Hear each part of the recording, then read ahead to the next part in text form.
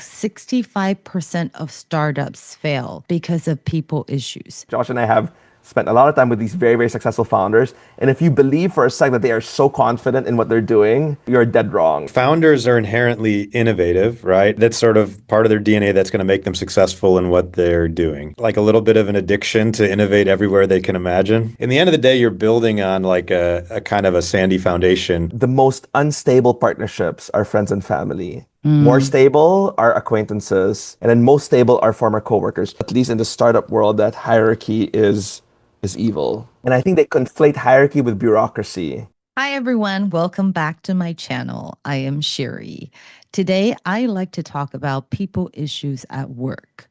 I read in this book, The Bonfire Moment, that 65% of startups fail because of people issues, not because of the product, not because of their cash flow, it's because of people. I would venture to say a lot of company problems are actually people problems. Okay, we might think it's a product, we might think it's a structure, but really it's about people. So I'm very excited to invite the writers of this book, The Bonfire Moment, Martin Gonzalez and Josh Yellin. They're also Google's Effective Founders Project, and they've created a workshop as an intervention for startup companies to solve the most common problems. So welcome, Martin and Josh. Thank you for having us. Thank you for having. This book started off because you had a founders project in Google. Can you talk a little bit about what the project entails and why you decided to write this book? The first thing to say is that Josh was really a driving force behind the Google for Startups Accelerator. He was in the leadership team right when they were building this accelerator program. It was a program that eventually reached hundreds, if not thousands, of founders around the world. And I was, in the meantime, in the people operations team within Google, doing a lot of leadership development for our Google leaders. And this was a time where I raised my hand, offered Josh some help, and said, look, perhaps I can be useful to the accelerator program.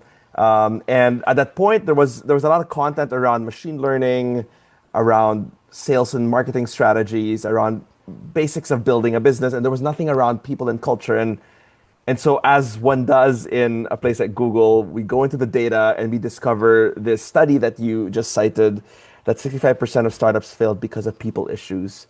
Right. And so this is a time where Josh also arrives at this conclusion that we do need to do something around this topic. And so we agree that we run a pilot, a small pilot. In fact, I remember very distinctly, it was in Jakarta. I flew down there from Singapore. I was based in Singapore. We run this workshop, and it's this moment where founders realize that, wow, this is almost like the missing content that we had been hoping for, and now it's finally here. You're speaking to a lot of the problems that, frankly, like no other accelerator program speaks to. And so we thought, look, like maybe it was an anomaly. Let's try it again. So we tried again in Bangalore, and again the same reception. We tried again in Sao Paulo, and again the same reception. And at some point, we're running these workshops, and it's reaching founders in about 70 countries around the world. Now, what's interesting, and connecting to your question on the project, we called it the Effective Founders Project because along the way, as we were bringing this workshop to all these countries, we were collecting feedback data on all these founders. We asked their co-founders, their board members, their employees, how is this leader, how is this founder kind of operating, and what are their strengths, what are their blind spots? And so we were sitting on a treasure trove of data on such a unique population. These are the dreamers and the innovators who are building the net new jobs in our economies. And it would be great to understand what's going on. And if we put them under a microscope, what might we discover? And the book is kind of a result of the analytics work we did on that data set and open sourcing this workshop and we basically want to put it into the hands of as many people as we can. Love that you decided to open source all these data because I as I was reading, I was like, you're giving away all the trade secrets. This is the type of workshops and interventions that we try to do. So I think it's amazing that you have done that. When I was reading it, and I think you backed it up with a lot of data. So any layperson who hasn't done this type of workshops can understand the reasons behind it. I will say, when I go into companies, one of the things that I'm faced with is this going to be one of those, like kumbaya type people cry and hug? Like, we don't want to deal with any of that. So how did you overcome getting people to open up? Because it has to be built on psychological safety. And it really depends on the facilitator. But if the facilitator has no awareness, it thinks he or she is open, but might have some inner triggers or have dominant personalities or whatnot, how do you overcome that?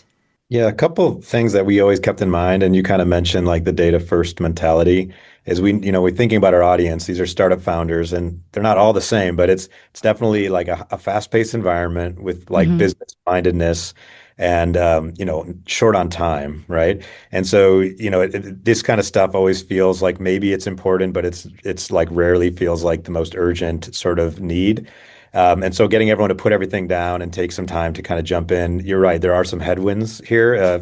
There's often some reluctance, things along these lines. So we always tried, even in the workshop, but certainly in the book, even more so, try to lead with quantitative reasoning, kind of make the case, that these problems are, maybe the leading cause of why they might fail, and they might not even quite realize it, but the data shows, and try to win over this kind of audience that way. And what we found is often the most reluctant folks are the folks who need it the most, because it's probably even a bigger blind spot to them than people that are more open. They might have already been working in this space, and so we try to lean in that way. And we had over the years and hundreds of rounds, we've had a lot of success stories with folks that were a little reluctant at first and then totally sold by the end, and then they were often early adopters, bringing it into their companies, and like kind of like saw the opportunity, I think. So that was, that's one way. You're right. There is some nuance facilitator by facilitator, but we try to build like a scalable model that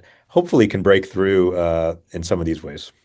Yeah, I do see that you have, sorry, Martin, go ahead. I was just going to say, Sherry, to some extent, there's also a cultural angle to this. So I grew up in the Philippines, and in the Philippines, indirect communication is the way one communicates. And, we called it the bonfire moment as opposed to a campfire moment, because the idea is this is not the warm and fuzzies. And as people read through the book, they'll quickly realize that the way we set up the workshop is it's quite in your face. It's kind of, we get right into feedback. We talk about the hard things. There's no kind of warm up.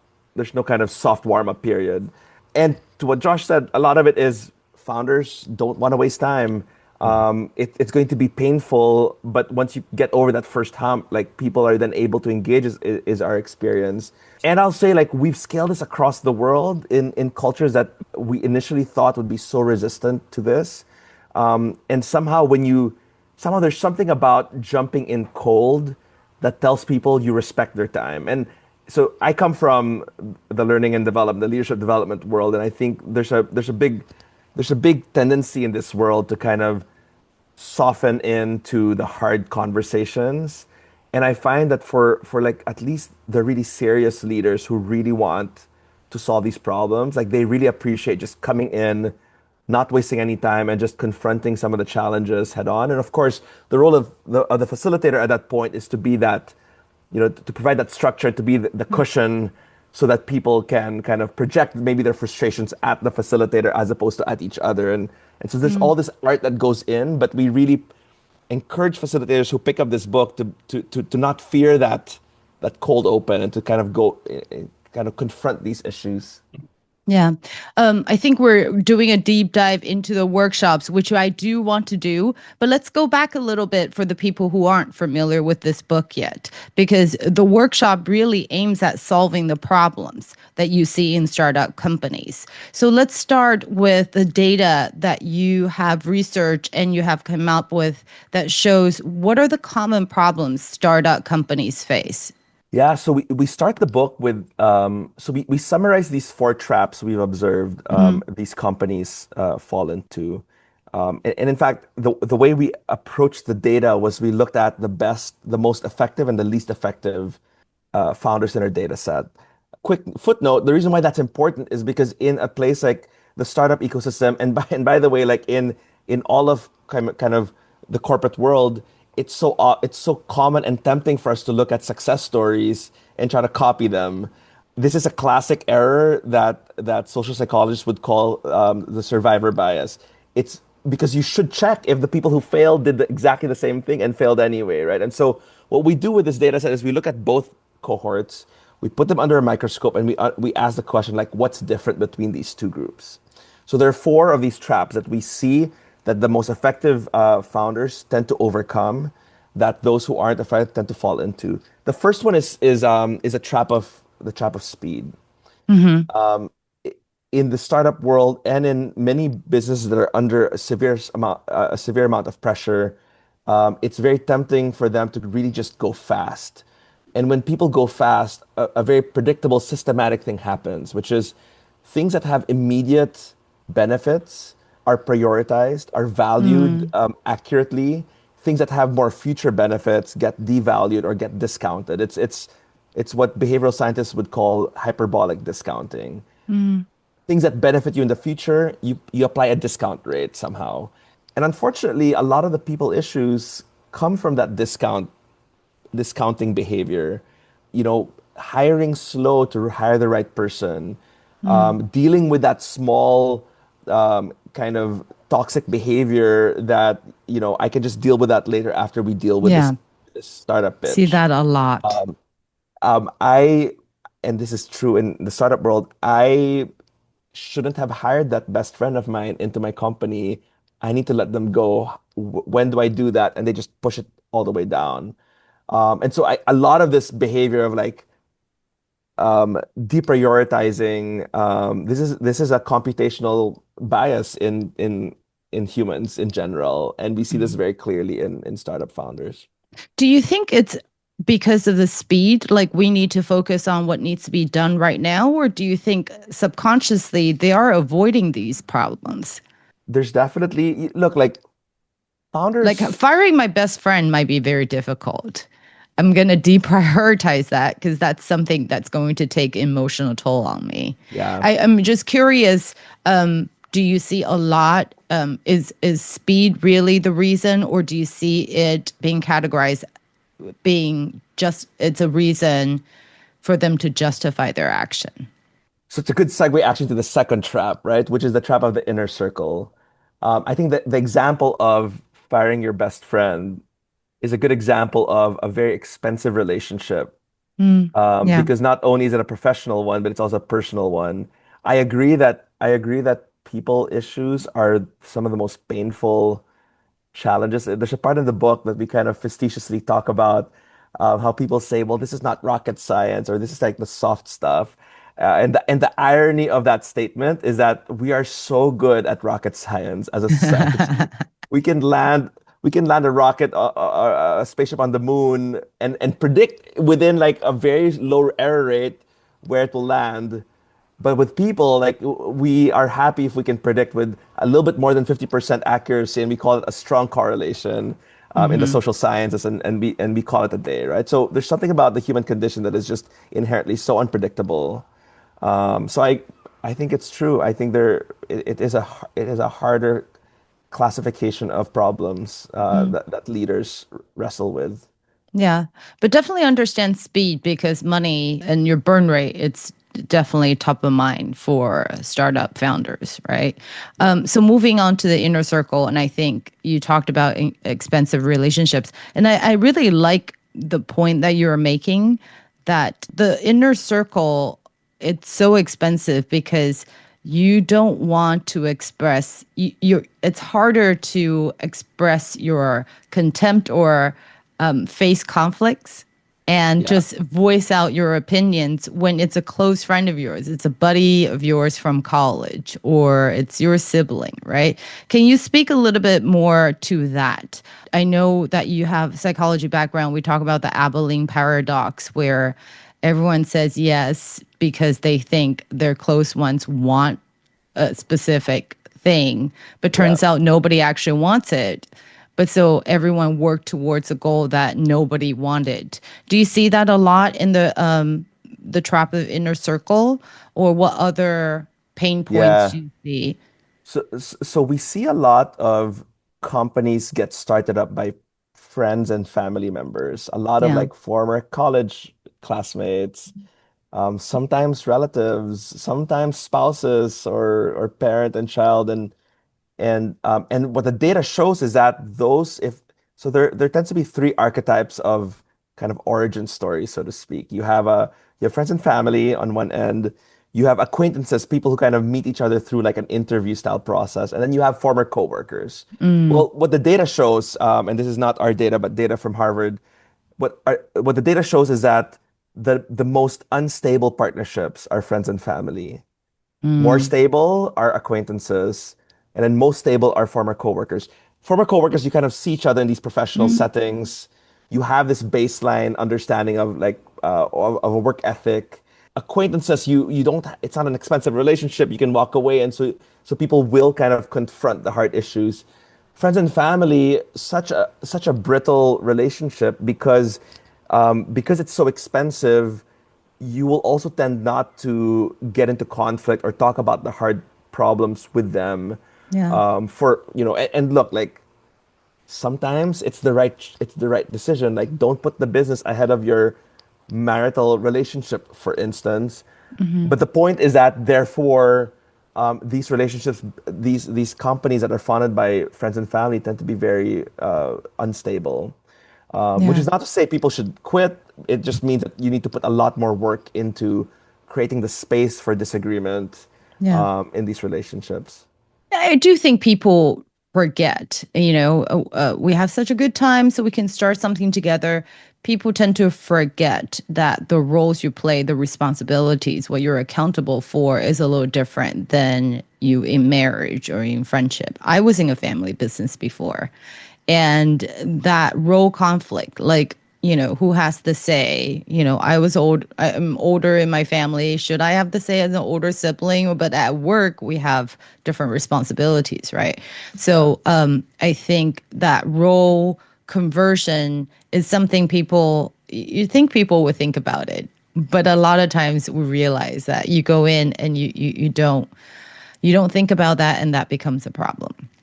A lot of the founders that Josh and I would coach along the way and meet along the way, like part of the reality is that when you're starting a new company and you don't have money to pay people and you only have a vision, a pitch deck, and no real traction, the only people you can really convince to take you on, to come with you on that journey are your friends and family. So it really is the constraint of the situation that most of these founders are in.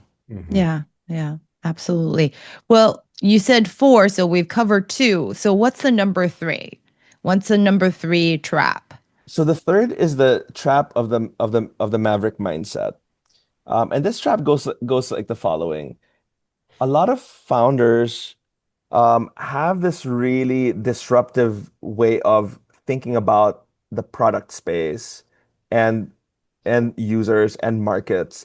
And they apply that same maverick mindset towards the people issues, only to realize very painfully that technology will evolve very quickly, but the human condition, unfortunately, is quite static. And we know a lot about how people are in groups. We know a lot about what it takes to build really effective teams, and a lot of founders are like, well, look, we'll do it differently. We will pay everyone the same salary, or we will not have any managers in our organization, or we're going to work much more hours and rely on these heroics, and we will kind of succeed against these incumbents. And they quickly realize that many founders over the decades have kind of failed at these same ideas, only to learn to learn them the hard way. And so what we try to do in this chapter is we lay out all the evidence to show that there are certain things that are just unfortunately the physics of building these companies. And we can get into them, but like one of them that we really feel strongly about is there's a real sense, at least in the startup world, that hierarchy is evil. And I think they conflate hierarchy with bureaucracy. I agree that bureaucracy is really definitely kills your growth over time. But when you have a healthy kind of hierarchy, you're able to, and people talk about silos as being bad. Actually, silos allow people to focus. It creates focus within an organization. And without those silos, then you lose the focus. There's something about a really healthy hierarchy that creates this, that removes a lot of operational ambiguity, where you can just tell people very clearly, this is what we need to get done, and let's go. And these layers of managers are able to then consolidate all of that and create coherence across all these efforts. Now, you could call that bureaucracy, you could call that silos, but we know, and there's a really interesting study of out of Wharton actually, of these gaming studios, where they show that for every layer of management that you add, there's a big thesis around how these layers of management kill innovation. And they wanted to test that, and they found that actually, to some extent, it's true. They found that as you add one layer of management, they decreased in terms of creativity of their games by 1%. But in return, they increased their commercial their ability to meet their commercial goals by 14%. It tells you a lot about there is a trade-off when you add hierarchy, but part of the benefit is you keep people focused and you give them the space to kind of pursue these single-minded goals. Josh, you have anything to add to that? Yeah, some way I think of it, it's a little bit touching on some of Martin's earlier points, but like I think like like founders are inherently innovative, right? That's sort of part of their DNA that's going to make them successful in what they're doing. And like the main value proposition to maybe a VC or whatever, or to their customers is like product innovation. Like we're bringing something to the world that doesn't exist, but it becomes to some, not all founders, like a little bit of like maybe like a little bit of an addiction to innovate everywhere they can imagine. And so, it begins to sort of spread out to kind of Martin calling out some like operational innovation. So it's like, we could do this different. We could do this. In the end of the day, you're building on like a kind of a sandy foundation. If you kind of do that and overextend this sort of like innovator's mindset. And so that kind of folds into this maverick mindset as well, is like pick your spots to innovate, like heavily lean into your product innovation, your differentiation, and then like really like lean on some best practices in this space. And so you don't have to find you and your team quite disoriented trying to innovate on every possible element. Maybe you can pick one additional internal sort of angle to innovate on, but that's kind of the risk is like just applying this maverick mindset very widely and trying to innovate across all dimensions. And if you find success in one, you almost start to think you're going to find it on every choice that you make, but then you kind of run into a lot of risk that way. Yeah, I think it's a blind side of that type of personality, the creative, I will try anything, right? Yeah. Experimental, that type of personality. I've met those people. It's hard to rein them in and say, you want to focus your creativity on certain parts, but that shouldn't be all across the board. Do you see that people fear the idea of hierarchy for other reasons other than what we talked about earlier? Do you think there is an innate, because of generation has changed? You look at The Devil Wears Prada 20 years ago, the way, I don't know if you've seen the movie, but No. Devil Wears Prada. But the devil is portrayed by Meryl Streep. Yeah. So that's kind of the leadership you see 20 years ago that's sort of accepted, right? Versus the new generation. Do you think there's a generation gap and what they expect of their leaders? Because I don't think when I was younger, when I first got out of college, hierarchy was frowned upon. But I do see that more and more now, and that people emphasize the fact that their organization's more flat. There is not a whole lot hierarchy, because I think one of the reasons you mentioned is they confuse hierarchy with bureaucracy. Yeah. But do you see that as a reason, or why is hierarchy getting a bad name? Yeah.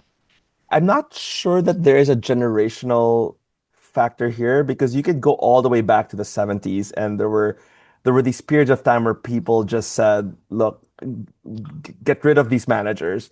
And you might even say that as you follow these, there's a really interesting research actually, again, out of Wharton, where he looks at macroeconomic factors and how kind of this narrative, this anti-manager narrative kind of just cycles through this when you're going through a really difficult economic period, which, by the way, we are somewhat in globally.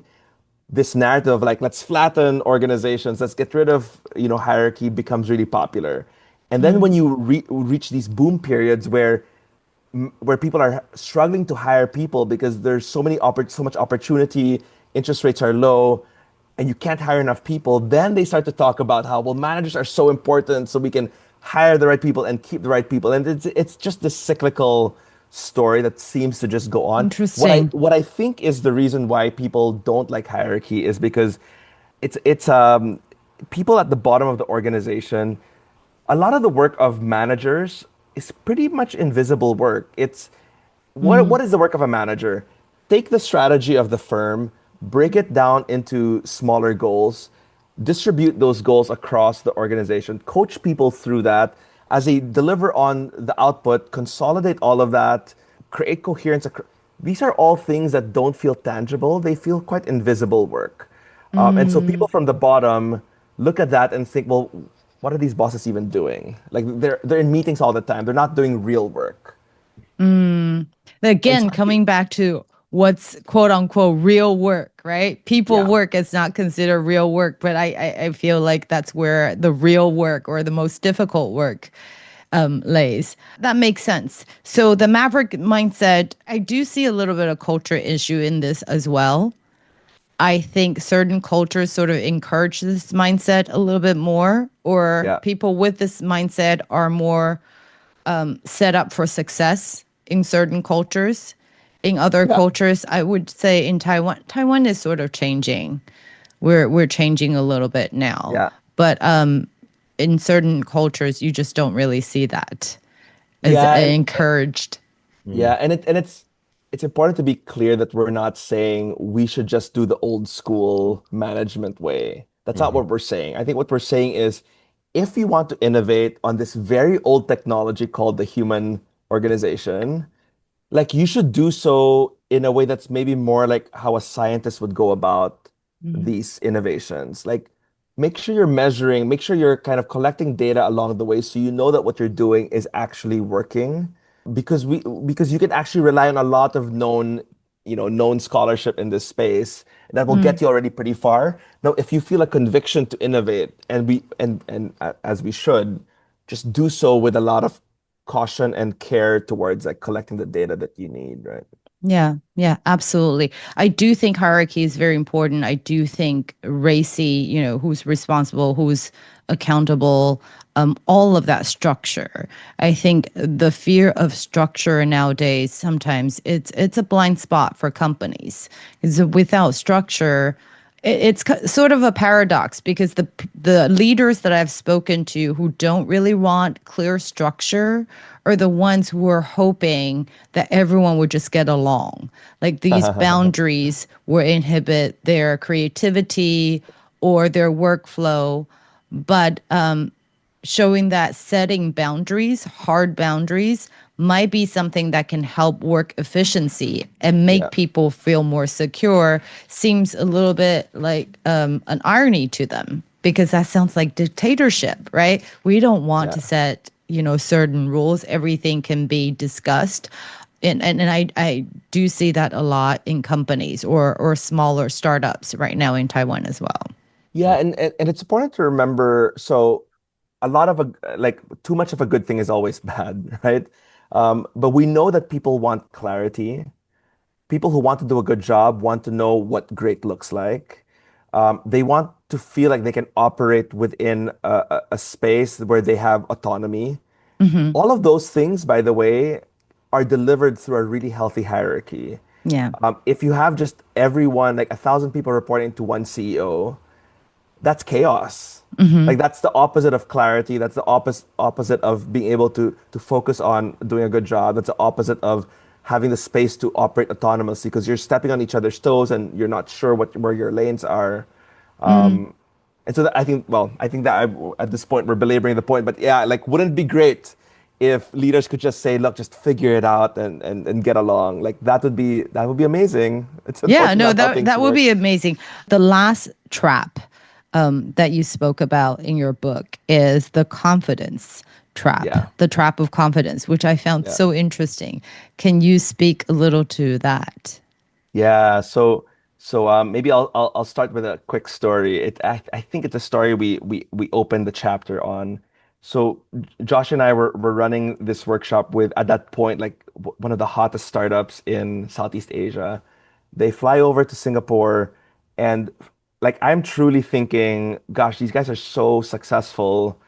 Like I don't know that they have anything to learn from what we have to share. So we go through the day and wow, these founders and his management team, they're like taking notes, they're asking questions, they're really engaged in the learning. So at the end of this workshop, I say, well, wow, I thank you for being so engaged. I didn't quite expect that you would be given all your success. So thank you.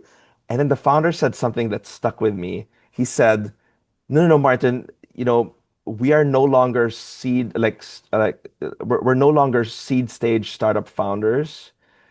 We actually now know that we need the help, which I thought was so counterintuitive. Like you would expect that he would feel like he needed less help at this level of success. So anyway, we run to the data as we do, and we try to see like is this behavior somehow in our data? And then we look at the data. We cut the data a certain way where we look at people's effectiveness as a founder, and then we look at their self-confidence as a founder. And indeed, what we find is that at the very, very early stages of starting a company, you are so confident. Like your confidence level is off the charts. And then as you get started, it drops. Like there's this drop of confidence. And then over time, your confidence does increase, but it's never at that, never as high as those early stages. Now, this is not unique to our data set. There have been a few like researchers it's been called the Dunning-Kruger effect in some in areas. It's been called like the illusory superiority effect in other places. But what we find is that it's almost necessary for founders to be overconfident. Because if you knew exactly what it would take to build your startup, you would never start.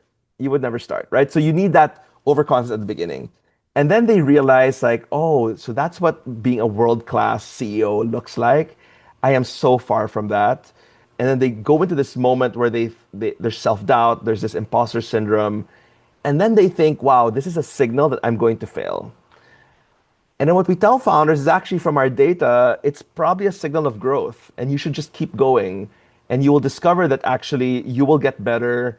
But if you think that the nirvana state is that, or if you think that all these successful founders, and by the way, like Josh and I have spent a lot of time with these very, very successful founders, and if you believe for a second that they are so confident in what they're doing, you're dead wrong. Like it's almost the lack of confidence that keeps them on trying harder and pushing harder.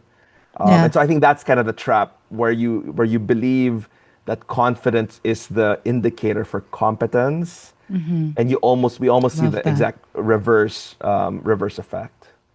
Love that. That's when you said you have to jump into a startup being overconfident, right? I Yeah. think about that with marriages too, right?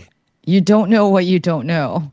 And when you know how much you don't know, then you become more humble, and you want to work harder towards And that. and this is maybe Josh, I'll pull you in for a sec. Like in some ways, Josh was so instrumental in this book, in having this book come to life because he actually saw the possibility maybe 8 years before it actually got published, So thanks to Josh's like confidence in this thing, like I don't know, Josh, did you ever think it would take this long or this much No, effort to no, do it? yeah. I give people certain advice when they come to me about writing a book. I'm like, this is a journey. I didn't know how long it was when we started. So I definitely followed that like Dunning-Kruger sort of pathway too. But yeah, coming in, like I very much saw this opportunity. As Martin kind of said, it was resonating. It was resonating quickly. The workshop and this whole sort of like line of growth for startup founders. And we were working with founders who had been in different, tracks of different accelerators and have read books and they were just like, this feels unique and like so needed. And we were only working with so many founders at once. And so for me, I was like, I think like, we've got a pretty good handle that there's like a massive market opportunity, or more importantly, like a need in the world. I come from like the nonprofit sector, so it's always felt like a mission-oriented body of work for me and Martin. And I was like, the world kind of needs this. Like we're hearing it over and over again in different parts of the world, and like, how do you get something out at scale? And yeah, and so it was very logical for me. Like, if this should be a book, we should package it up. We need to give it away. We got to scale this out. And I remember Martin, we were in India and we were talking about this in Bangalore, and I planted that seed, and I was kind of like hard selling it, and then we were, whatever, not to age us, but we were younger then. We've gotten some years on us now, but it was kind of like Martin's like, I don't know, we're like pretty young. Like, I don't know if we have enough gray hairs to put something like this out there. I was like, well, we're learning as we go, and like basically this content is developing as we go, and it's resonating with the age and the constraints we have. And so it just felt like a space we should enter. And then, as Martin said, we definitely went through some periods of complexity and like some winters of getting it going and getting it out the door. And it was not an easy path. And I think to that point, yeah, if we would have known everything at the beginning, we would have been less I would have been probably less likely to jump in all the way. But that sort of, yeah, early confidence got us where we are, I guess. So Well, so we do need that early confidence. We definitely do. I am very curious. You come from very different backgrounds, and Yeah. you've worked together for a long time. And I have a team of people when we go in to consult companies. And sometimes I would see that when we interview stakeholders or when we hold this type of workshops, it triggers certain feelings in us or within our own group dynamics. So I'm very curious, when you've conducted all these workshops, and because you have different personalities and you came from different backgrounds, has that ever happened to you where your dynamic is sort of mirrored by the workshop's dynamic, or the workshops, the people's dynamic sort of inspired or triggered emotions of your own that you have to have conversations about afterwards? Yeah. And I'd love to hear your thoughts on this too, Josh, but one of the conversations Josh and I think very early on realized how we differed was, I think the way I expressed it, if you remember this, Josh, like I was quite the crafts person about this work. Like I cared so much about the integrity of like the art of this craft. And then Josh approaches more like a CEO of like, okay, we see value. How do we scale this? How do we push the boundaries of how we scale this? I mean, to some extent, this idea of even writing up how to run this workshop for any person who had, I don't know, $20 to spend on the book to pick it up and then run it themselves. To some extent, that kind of flies into in the face of a lot of like facilitation and like learning theories. But like, what a great compliment, because then Josh really pushed my thinking in that respect. And so we've run these workshops at like rooms of 70 people, 120 people. And I wouldn't have said yes to that until kind of Josh really pushed my thinking there. And look, at the beginning, like part of me was like, he doesn't get it. He doesn't get it. Like, but thankfully, like he's not like, thankfully we're not two people of the same training, because then that has really allowed us to innovate and I guess, launch a product in the form of this book to the world. And it's been, the English version has been out for 2 years now. And still every like week or two, we get these notes of like, thank you for putting this out. This has been really transformative. And so thanks to Josh for dealing with a hard-headed partner here, but it's turned out pretty nicely. Yeah, how did you deal with that, Josh? How did you deal with the conflicts within, you two? Yeah, it's always been pretty healthy conflicts. Like, it's been quite complementary. And to Martin said, there is like a healthy tension, I think, that we've struck on that has kind of helped us get to where we are. And yeah, I think it does kind of lend itself to like, yeah, my background being a bit more, I guess you could say, like business strategy, and Martin being like very much subject matter expert in the people space. And so yeah, I was kind of scouting opportunities and always trying to kind of stretch him a little bit to seize what felt like a growing opportunity. And so yeah, to Martin's point, I might kind of put him in some situations just outside of his comfort zone, because I thought that, it would kind of get us closer to this goal of scaling, reaching more people, and kind of inching our way out until the point we kind of realize we can break through some of these barriers and stuff. So I found it as a super, super fun process. And then when we got down to like, away from the workshop and into the book, it was similar.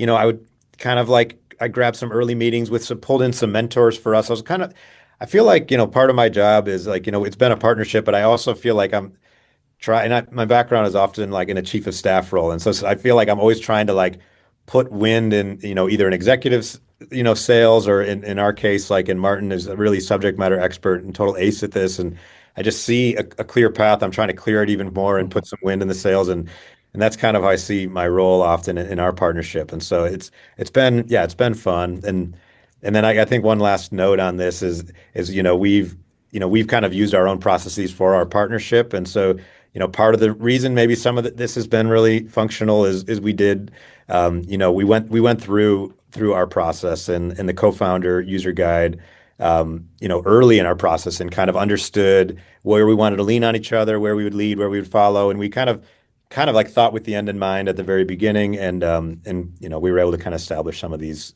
norms and things that helped us out throughout the way. So do you call out, hey, we need time for no bullshit circle right now? Oh, we've definitely have had those moments where, I mean, for those of you who get to that chapter, we do tell our own stories of like the biggest insecurities we bring to the work. And Josh and I literally had those conversations very early That was on. very touching. Yeah. And I do remember actually the specific venue we were at when we exchanged those stories. And I tell you, like, it really makes you see the person behind the vision and the work and all of this. So yeah, that was a really good moment for us, actually. Mm-hmm. Terrific. We all know when we open up, we strengthen the connections between us and other people when you have that vulnerable side. Coming back to the workshop, when I propose interventions, I do feel like some of the leaders are a little afraid of vulnerability. And in the very beginning, you had talked about going in hard, like not really doing a soft opening, but just really start to have the difficult conversations first. I'm curious, do you think this strategy applies to companies at different stages, or do you think this applies more to startups because the importance of speed? So this program was designed for startup founders, to be clear. And we have tried this approach out in many other places as well, big for-profit and non-profit environments. And it works. And I'll say that there are moments where, so it works. And then you need to think about we talked about psychological safety, like what is the starting point of this team? If this team is kind of in a place where there's some amount of goodwill, people want to do, maybe there's a few new members in the group, or the leader is new, where there's some kind of goodwill, like that's a much easier job to pull off when there's a lot of like contention in the group and there's a lot of conflict. This is where you want to. So we wrote the book, assuming that the reader can run it. Kind of part of the guidance we offer in the book is if you're in that situation where things are just extra tense in the team, you might want to bring in an outside facilitator who will then come in and neutralize some of that. And a really skilled facilitator will be able to read the room and understand, like, how much of a cold open do we want to do, or how much do we want to maybe do some pre-conversations that lead into this this one day. The one guidance we just give is that if you let people skirt around the issues, they will take it. Like they will, if you let them do it, they will definitely skirt around hard topics. So your role as a facilitator is to be that courageous person in the room to label the issues and to speak it out loud, and then it forces people to just confront it. And by the way, like for some people, that's really scary to do. Sherry, I bet you like we here find that like a fun job. Like that's actually a really that's more exciting than if a team was doing really well and you were just there to help them a little bit more. Like I love going to teams that are just completely broken, and help them kind of confront their challenges, and then they exit feeling okay, like we've cleared the air. I now understand a little bit more, and we can move forward somehow. Yeah, it's a mixture of being scared and excited at the same time because you walk in, you realize how much resistance there is. And I don't consult startups as much as I consult companies that have existed for longer periods of time. And so you sort of see that hierarchy turn into bureaucracy, and that feeling, it's sort of bottle up, but there is no urgency. So it's lasted for years Yeah. until something does happen. But then people are Yeah. used to not addressing it. So I feel like with a startup, because it's somewhat new and the issues at hand or the grudges, they haven't held on to the grudges for so long, it's easier or it's more accessible. It's not easier, it's more accessible.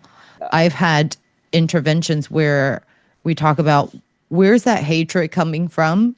And it takes a minute.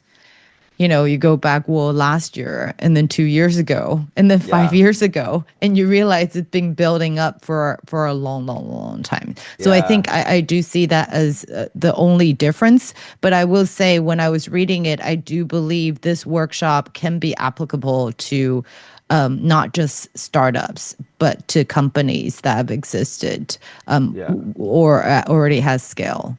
Yeah, and I'd say to some extent, like what you described is very familiar of like many years of sweeping things under the rug. And in some ways, a good friend of mine told me once, because I grew up in this very indirect culture in the Philippines. And so when I come in and kind of say something that feels disruptive, it's still quite soft. Like it's disruptive, but like in a very deferent way. So in some ways, like and this is every facilitator needs to find their voice in this approach. But I find that when I come in as an outsider where I don't have skin in the game, like in the best way possible, like I'm not party to any of these, agendas.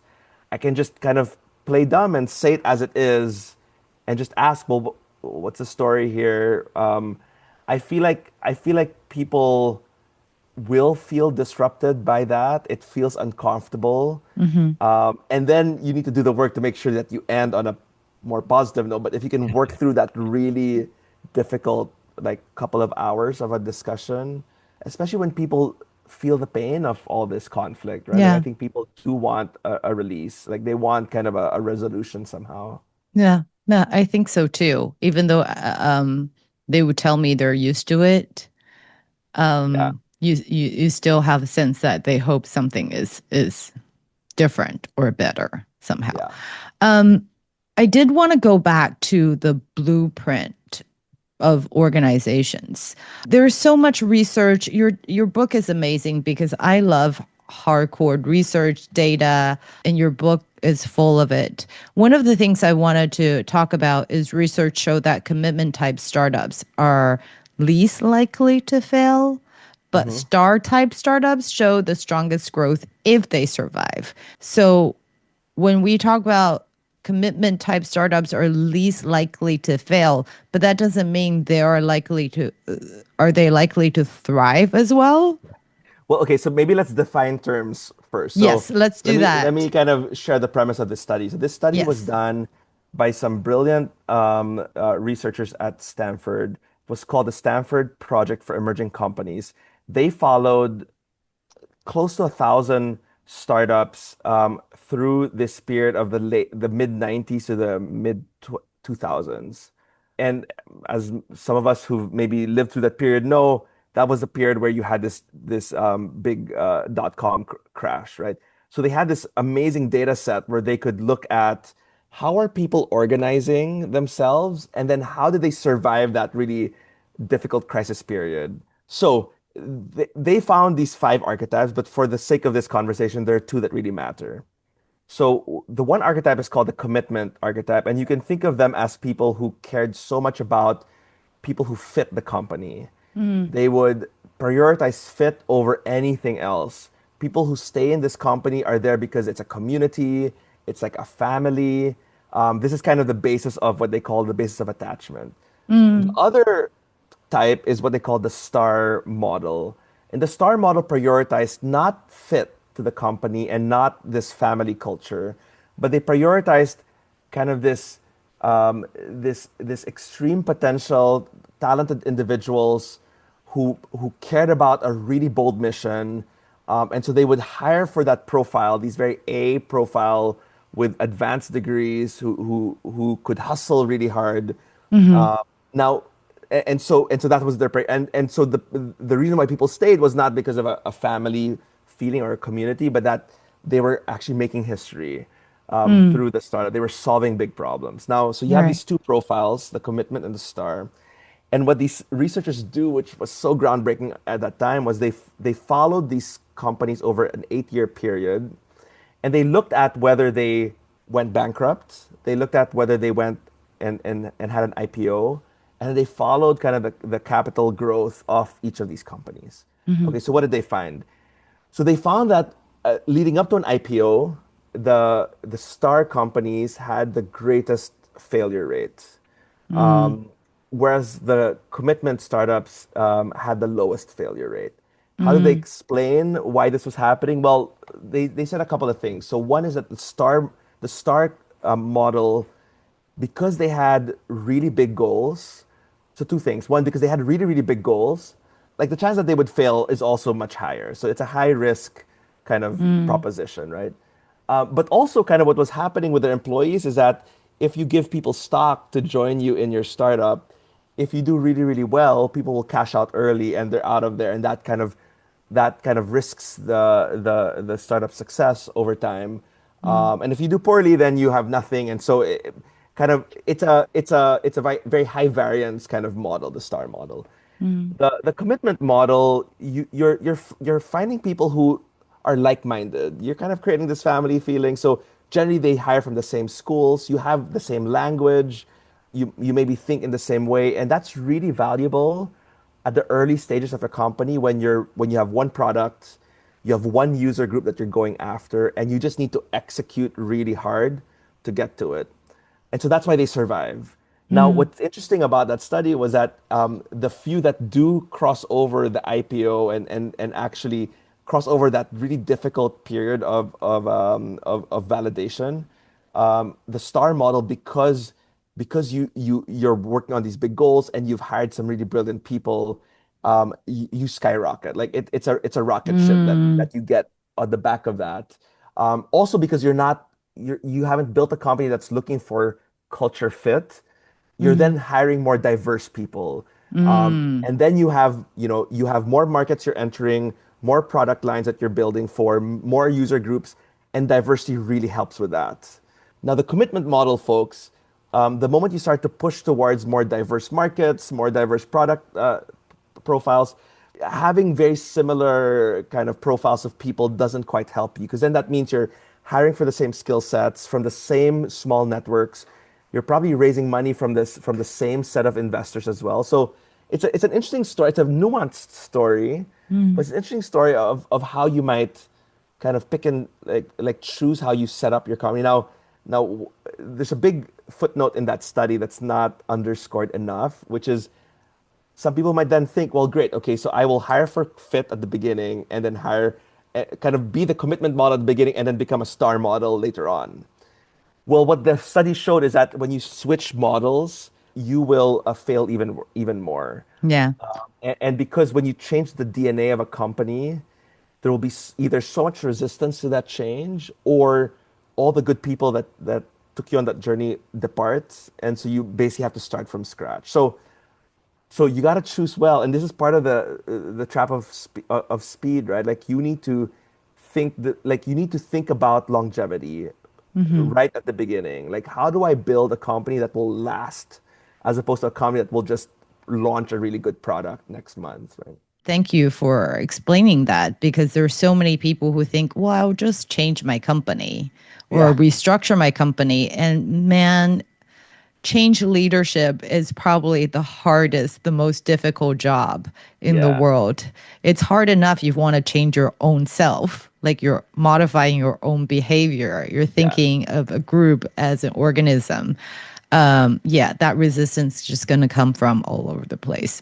I mean, Sherry, the thing that we should say is like, you should go and try, because then they'll hire you in to help fix things up, and you'll be I will come and say, employed, right? hey, yes, I'm here for change leadership consultation.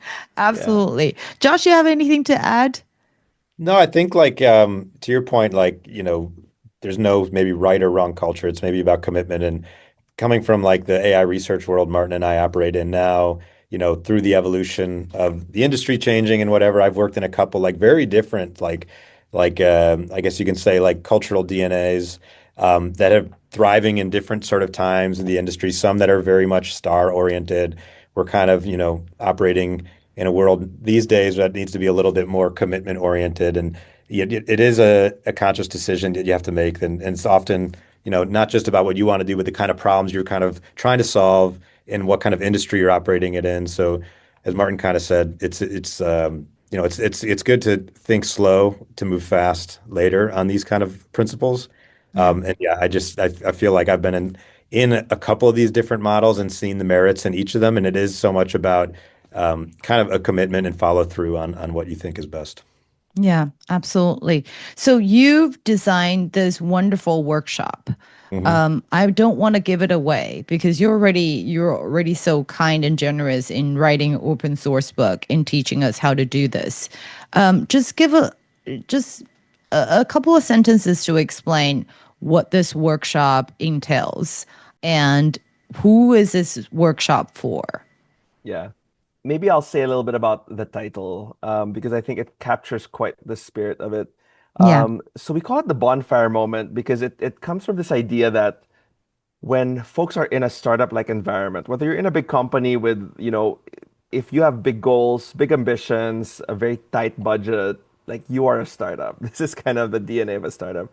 If this is you, like the work feels like you're constantly in the fire, in the flames. Like it's intense. It feels there's heightened emotions around it.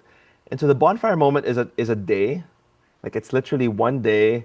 It's 8 hours where we ask people to step out of that fire for a day and examine it together and maybe bandage up relational wounds, kind of get back in touch with your mission and understand like how can we then make the next push a productive one.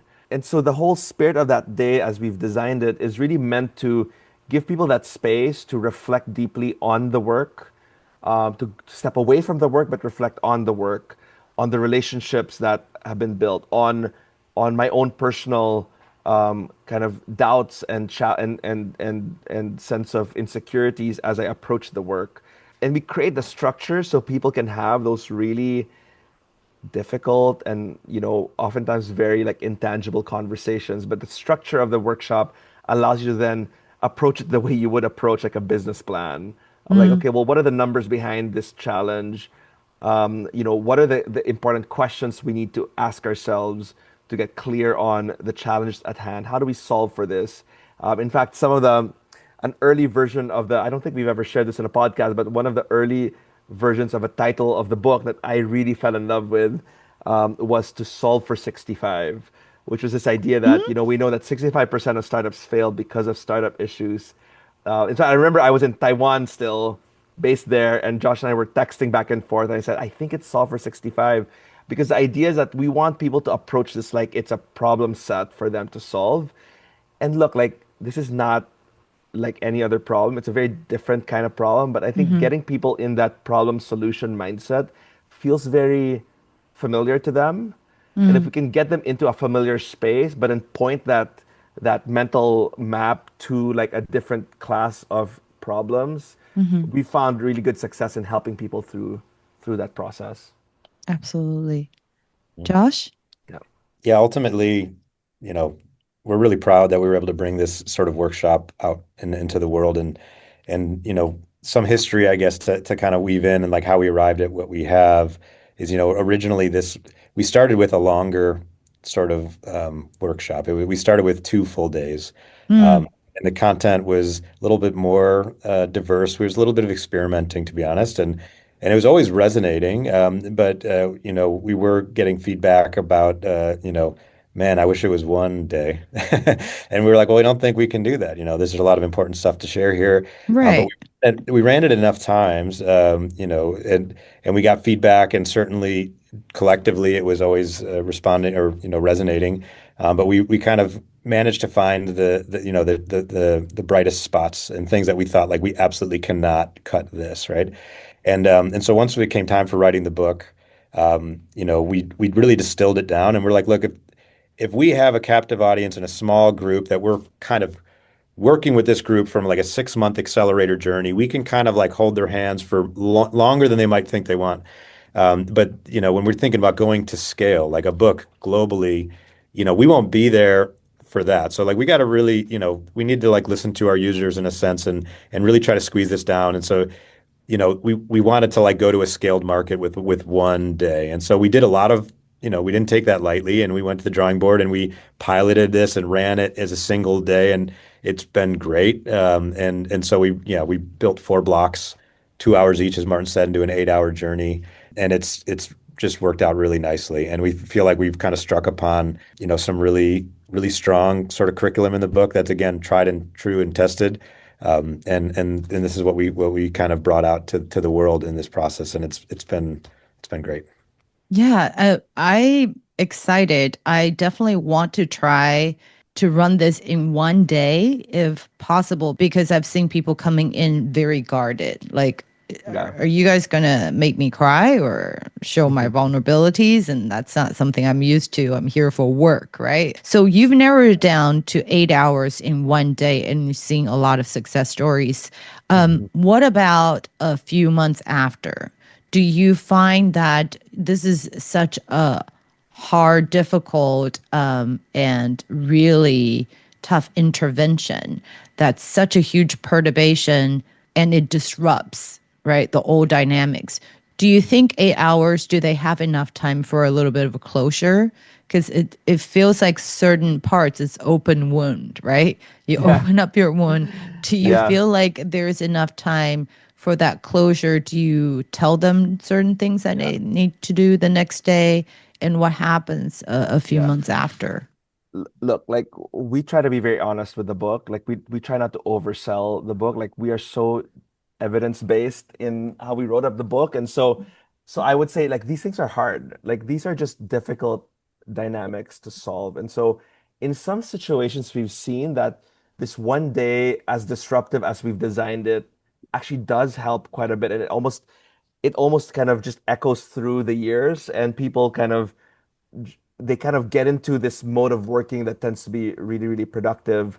And then for others, you need to really follow through. And we have actually dedicated a whole chapter, the last chapter in the book, which was a very fun chapter to write, because it was a chance for us to then tell stories of these startup teams and founders who really embedded these practices into their weekly, monthly, annual cadence. Some would run the Bonfire Moment every year. Some would have their user guides, which is kind of this document we ask people to write up that talks about, how they like to work and why and what motivates them about their work. They upload it all in a repository. Some of them facilitate these workshops as well, and that also somehow, you learn best when you teach, right? And so that somehow, and I should say, part of the impact of this program also is that people go through this experience and decide, actually, we can't make this work. And so they go their separate ways.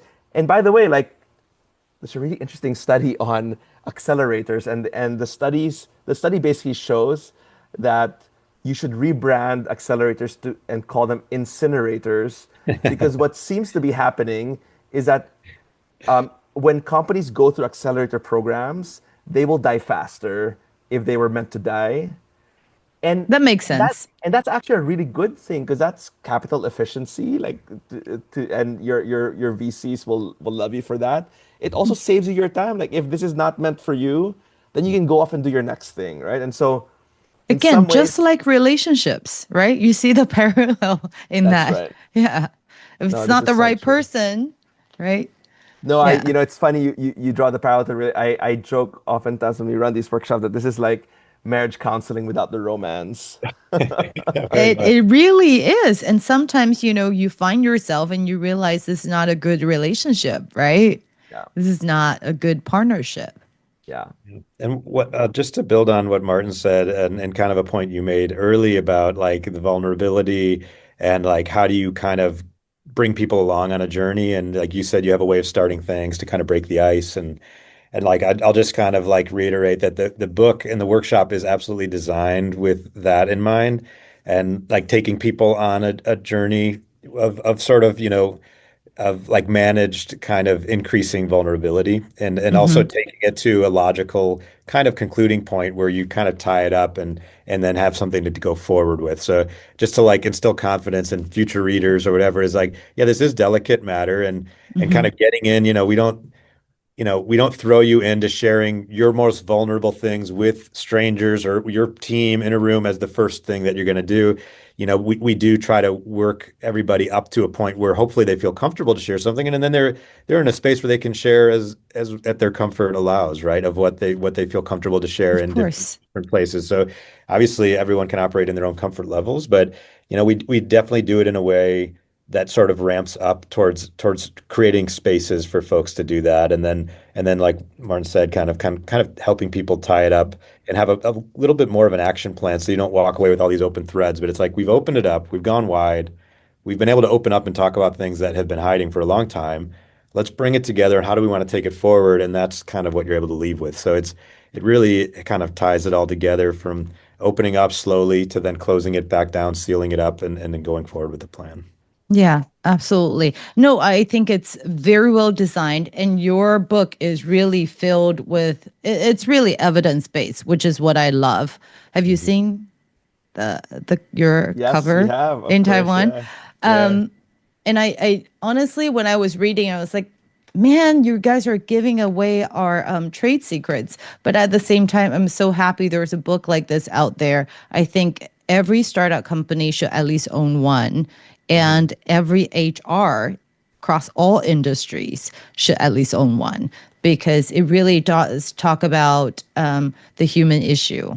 What's really harder than rocket science, and yeah, it's consistently been minimized or underestimated of yes, the effect it has on the companies. So really, it's talking about the covert problems that we don't see yeah, within organizations. yeah, So thank you so much, and you guys were so kind to have in Appendix D the facilitators playbook where you hmm prep the facilitators. I think that's a tough job. And I do think it's almost like process consultation. So hmm if anyone's interested in becoming a facilitator for their company, there's a playbook in there for you hmm to prep yourself. But I will say, I do think it takes certain types of personality and awareness hmm because there are people that are afraid of conflicts that if you don't face that yourself, being a facilitator in this type of workshops, it might be a little difficult. hmm Yeah. hmm Thank you both so much. Is there anything you'd like to add? Maybe only to say for your audience members who are in an HR function, a lot of this book is informed by the ethos that where we grew up at Google, where you need to win the argument through evidence and data, because engineers are oftentimes your audience in a place like Google. And so for those folks in HR who maybe are also struggling to get traction with their business partners, this book could really equip you with, with the stories, the data, the studies, the research to kind of help win minds and hopefully over time win hearts, right? Yeah.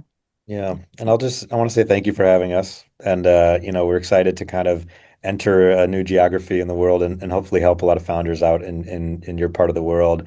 And just want to, in advance, to anyone who does buy the book, thank you for trusting us. And, we don't take this lightly, and we have run this a lot of times to have the confidence that we hopefully have something that you can benefit from and that will help you and your teams as you go forward. So again, thanks for having us, and we hope you guys enjoy the read. Thank you. Thank you, Martin. Thank you, Josh.